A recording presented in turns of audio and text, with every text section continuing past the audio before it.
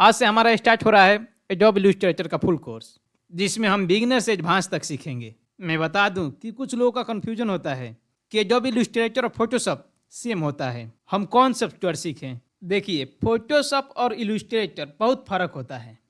एक ही कंपनी एक ही सॉफ्टवेयर अलग अलग नाम से नहीं बनाएगा। मेरे कहने का मतलब ये है कि दोनों सॉफ्टवेयर अलग अलग हैं। इलस्ट्रेटर में वेक्टर इलस्ट्रेशन होता है और फोटोशॉप में फोटो एडिटिंग वगैरह होता है। रास्टर और वेक्टर क्या है हम बाद में समझेंगे। समझ में नहीं आ रहा होगा कि रास्टर और वेक्टर क्या है, लेकिन हम समझेंगे बाद में। 2-3 क्लास आते ही पूरा कॉन्सेप्ट क्लियर हो जाएगा। इलस्ट्रेशन क्या है, वेक्टर क्या है, आरजीबी क्या है, CMYK क्या है, वगैरह वगैरह बहुत कुछ हम सीखेंगे। मेनली इलस्ट्रेटर में लोगो, फ्लायर, बैनर और भी बहुत कुछ डिजाइन होता है। आप इलस्ट्रेटर सीख लेते हैं ना, तो आपको बहुत एडवांटेज होगा। अगर आपके आसपास ऐसे ही कोई डिजाइनिंग और प्रिंटिंग वाली कंपनी है और उसको पता चल जाए कि आपको इलस्ट्रेटर आता है, तो वो कंपनी वाला खुद आपको हायर करेगा या आप फ्रीलांसिंग करके मनी अर्न कर सकते हैं। तो चलिए हम स्टार्ट करते हैं। हेलो दोस्तों, मैं आप सबका दोस्त रोहित शाह। कैसे हैं आप लोग? आशा करता हूँ आप लोग भी अच्छे होंगे। तो चलिए हम इलस्ट्रेटर स्टार्ट करते हैं। हमारे पास जो है एडोब इलस्ट्रेटर 2022 है। आपके पास हो सकता है इससे पुराना वाला वर्जन हो या इससे लेटेस्ट वाला ही हो, लेकिन कोई फर्क नहीं पड़ता है।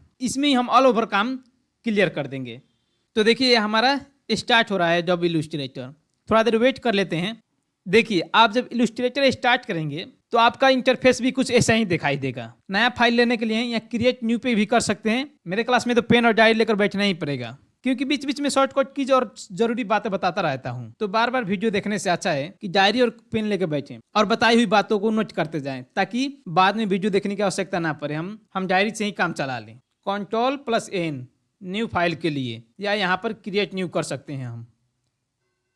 अब इसके बाद बहुत कुछ पूछेगा हमसे। देखिए, सबसे पहले रिसेंट जो है, ये रिसेंट वो साइज दिखा रहा है जो हम लेटेस्ट काम किए हैं। सेव्ड में आप क्या कर सकते हैं, आप किसी पोस्टर को बनाते हैं और वो साइज आपको बार बार बनाना पड़ता है, तो आप सेव करके रख सकते हैं कि बार में क्लिक करके आ सकते हैं यहाँ पे। अगर आप मोबाइल को वॉलपेपर या और कोई ग्राफिक्स करना चाहते हैं, आप ये मोबाइल के डिजाइन के साइज चूज कर सकते हैं, जो कि ऑलरेडी बनाया हुआ है। iPhone X, iPhone 8, 7, 6 plus. Web में भी वैसे ही, वेबसाइट के लिए, प्रिंटिंग के लिए भी ये ऑलरेडी सेटअप करके देता है। आपको कौन सी साइज के चाहिए ये ऑलरेडी सेटअप करके देते। वैसे film and videos, art and illustration. तो चलिए हम रिसेंट में चलते हैं और एक नया फाइल लेते हैं। देखिए, यहाँ पे नाम मांग रहा है। नाम हम क्या देंगे, मान लीजिए हम क्लास 1 देते हैं। यहाँ पे साइज, विड्थ और हाइट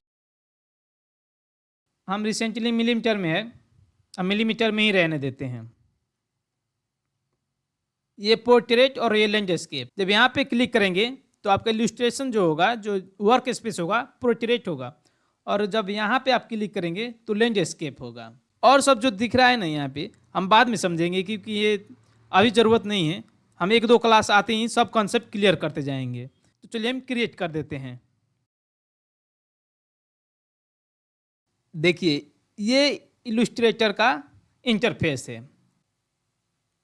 देखिए, लेफ्ट साइड में जो है ये टूल बार है। एडोब इलस्ट्रेटर का इंटरफेस जो है फोटोशॉप से बहुत मिलता जुलता है, तो इसमें डरने वाली बात नहीं है। अगर आप फोटोशॉप चलाते हैं तो आपको पता होगा कि इंटरफेस लगभग सेम होता है, या आप नहीं चलाते हैं तो भी कोई डरने की बात नहीं है। हम पूरा शुरू से लेके एडवांस तक सीखेंगे, ठीक है। देखिए, एडोबी के सॉफ्टवेयर जो होते हैं उसकी एक खूबी क्या है, आप जो ऑप्शन को जहाँ चाहे वहाँ लगा सकते हैं, बहुत फ्लेक्सिबल है। अगर आपको वर्क स्पेस बड़ा चाहिए तो आप इसे एरो पे क्लिक करके हाइड कर सकते हैं, या आपको यहाँ पे नहीं चाहिए, आपको भी टूल जो है आपको राइट साइड में ही चाहिए, तो आप राइट साइड में ले आके छोड़ देंगे तो राइट साइड में हो जाएगा। ये जो ऊपर जो आप देख रहे हैं ये मेनू बार है।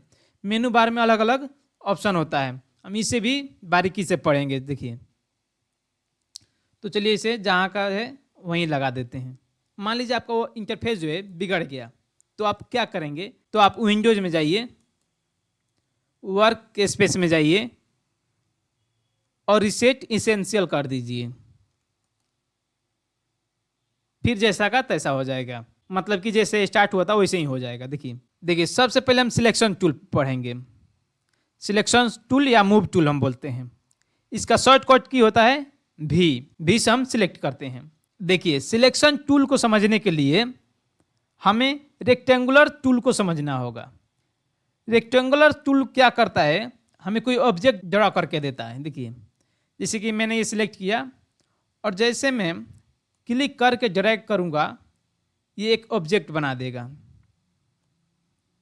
इसके कलर कुछ चेंज कर लेते हैं, देखिए यहाँ से ये कलर वगैरह बाद में हम चेंज करना सीखेंगे।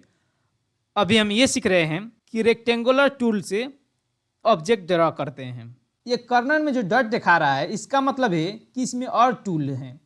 आप क्लिक करके कुछ देर तक होल्ड करिए तो यहाँ पे बहुत सी टूल आ जाएंगे, rectangular tool, ellipse tool, polygon tool, star tool, line segment tool. इसके शॉर्टकट कीज भी अलग अलग हैं, जैसे कि एम से रेक्टेंगुलर टूल। तो आप एम जैसे ही दबाएंगे ये रेक्टेंगुलर टूल सिलेक्ट हो जाएगा। तो चलिए कुछ और ड्रा करते हैं। जैसे कि हमें स्क्वायर में चाहिए तो शिफ्ट दबाकर हम जब ड्रैग करेंगे, ड्रैग करने का मतलब एक जगह क्लिक करके वो खींच के लमरा देना। तो देखिए ड्रैग कर रहे हैं तो एक स्क्वायर में जा रहा है, विड्थ और हाइट दोनों सेम दिखा रहा है। हमें इसे कहीं पे मूव करना है तो सिलेक्शन टूल की ज़रूरत होगी। सिलेक्शन टूल ये सिलेक्ट करके और मूव करेंगे हम। तो देखिए कहीं पे भी मूव करना है तो सिलेक्शन टूल से सिलेक्ट करके हम मूव कर सकते हैं। इसमें एक बात और क्या है, ऑब्जेक्ट में यहाँ पे जब कॉर्नर पे आप कॉर्नर से थोड़ा ऊपर जाएंगे तो एक कर्व सा दिखाई दे रहा है। उसका मतलब ये है कि आप राउंड रोटेट कर सकते हैं। जैसे कि ये देखिए राउंड रोटेट कर सकते हैं।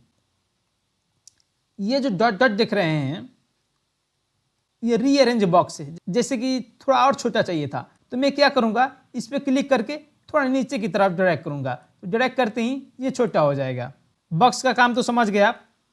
देखिए यहाँ पे 4 डॉट दिखाई दे रहे हैं, 1 2 3 4। अब इसका मतलब क्या है, ये कॉर्नर का अरेंज करने का ऑप्शन है। आप इस कॉर्नर पे आइए, क्लिक करके पीछे की तरफ ड्रैग करिए, देखिए क्या हो रहा है। आप देख रहे हैं कॉर्नर जो है कॉर्नर अरेंज हो रहा है। इसका जो ये सिलेक्शन टूल है कहीं पे मूव करने का काम आता है। ऑब्जेक्ट हो, कोई फोटो हो, कुछ भी हो, मूव करने का या सिलेक्ट करने का काम आता है। देखिए दोनों एक बार में सिलेक्ट हो जाएगा। तो ये सिलेक्शन टूल जो है सिलेक्ट करने का और मूव करने का काम आता है। चलिए कुछ और समझ लेते हैं। एम से जो है रेक्टेंगुलर टूल सिलेक्ट होता है। मैंने एम से रेक्टेंगुलर टूल सिलेक्ट कर लिया। मान लीजिए एक ऑब्जेक्ट ड्रा करते हैं स्क्वायर में। स्क्वायर के लिए सिर्फ दबा कर रखना है। एक और मैं शॉर्टकट की बताना चाहता हूँ, Ctrl+D। इससे क्या होता है, जो सिलेक्शन टूल से काम किए होते हैं वही काम वो रिपीट करने लगता है। जैसे कि मैंने यहाँ पे मूव किया थोड़ा सा और Ctrl+D जब मैं दबाऊंगा वो इसी रेशियो में मूव करने लगेगा। देखिए जितना डिस्टेंस और जितना रेशियो में मैंने मूव किया था वही रेशियो में ये मूव हो रहा है। ये है Ctrl+D का काम। एक और ऑप्शन बताना चाहता हूँ, अगर आप Alt दबाएंगे तो ये कर्सर का डिजाइन चेंज हो गया। देख रहे हैं आप पहले कैसा था और अब कैसा हो गया। जब आप Alt दबाकर ये शेप को आप ड्रैग करेंगे तो देखिए कॉपी हो जाएगा। यूनिवर्सल शॉर्टकट कीज तो है ही, Ctrl+C से कॉपी होता है और Ctrl+V से पेस्ट होता है। लेकिन Alt दबाकर ड्रैग करने का फायदा क्या है कि आप जहाँ चाहें वहाँ एक ही बार में ले आके रख सकते हैं। जैसे कि मुझे ऊपर चाहिए, इसे ऊपर ले आकर रख दूंगा। देखिए Alt दबाकर ड्रैग करने से कॉपी हो गया। और मैं चाहता हूं जिस रेशियो में मैं कॉपी किया हूं उसी रेशियो में कॉपी होता चला जाए। पहले मैं कॉपी कर लेता हूं। देखिए एक नीचे कॉपी किया मैंने। अब मैं Ctrl+D जब दबाऊंगा तो उसी रेशियो में कॉपी होता चला जाएगा। देखिए इसका मतलब ये है कि जब हम सिलेक्शन टूल से कुछ काम करते हैं और Ctrl+D जब दबाते हैं तो वही काम करता है जो पहले सिलेक्शन टूल से हम किए होते हैं। अब देखिए इसे मैं सिलेक्ट कर लेता हूँ। सिलेक्ट मैंने कैसे किया, यहाँ पे क्लिक किया और ड्रैग कर दिया सब पे, तो ये सिलेक्ट हो गया। और मैं Alt दबाकर सबको कॉपी करता हूँ। देखिए क्या हुआ, कॉपी हो गया। और जब मैं Ctrl+D दबाऊंगा तो ये उसी रेशियो में कॉपी होने लगेगा। देखिए चलिए इसे डिलीट कर लेते हैं। यहाँ पे हम कुछ और शेप बना कर देखते हैं। जैसे कि यहाँ पे आइए, क्लिक करके होल्ड करिए और यहाँ पे टूल आ रहा है तो हम चलिए स्टार टूल ले लेते हैं और एक ड्रा करते हैं।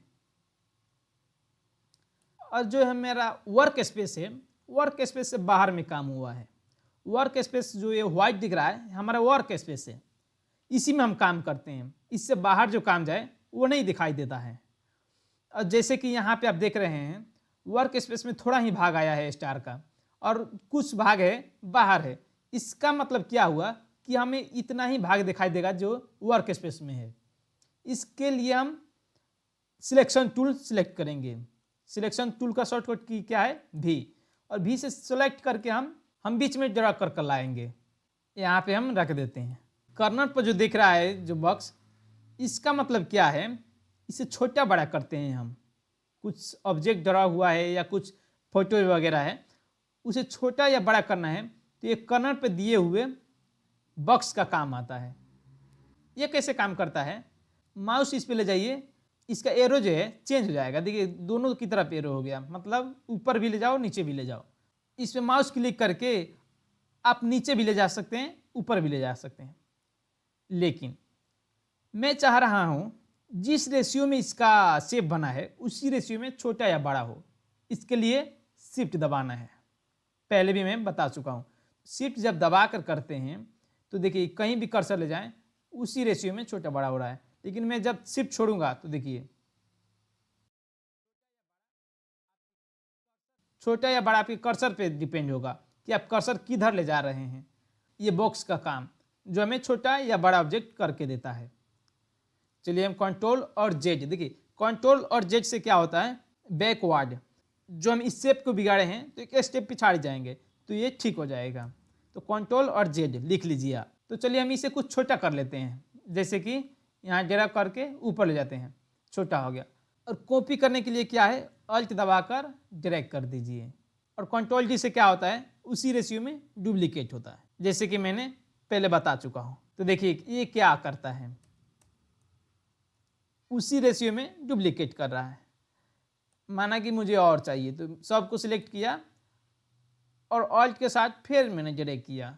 ये वर्क स्पेस फुल ही कर देता हूँ। देखिए कंट्रोल और डी, ये पहला क्लास है, फिर भी कुछ अच्छा सा एक इलस्ट्रेशन हो गया और हम इसमें समझे सिलेक्शन टूल और शेप टूल। और मैं क्लास यहीं ख़त्म कर रहा हूँ, लेकिन मैं इससे पहले बता दूं इस चैनल पे मैक्सिमम कोर्स आने वाला है, वो भी फ्री में, no any charge. So channel को सब्सक्राइब करें, अगले क्लास मिस ना हो जाए, क्योंकि हम पूरे बारीकी से सीख रहे हैं और एक भी क्लास मिस हुआ तो अगली क्लास समझ में नहीं आएगा। इसीलिए चैनल को सब्सक्राइब करें और शेयर करने को मन करे दोस्तों के पास तो शेयर करें, जो एक्चुअली में एडोब इलस्ट्रेटर सीखना चाहता है। ये जो क्लास है पूरा एडवांस तक होगा। तो चलिए मिलते हैं अगले क्लास में, आज के लिए इतना ही।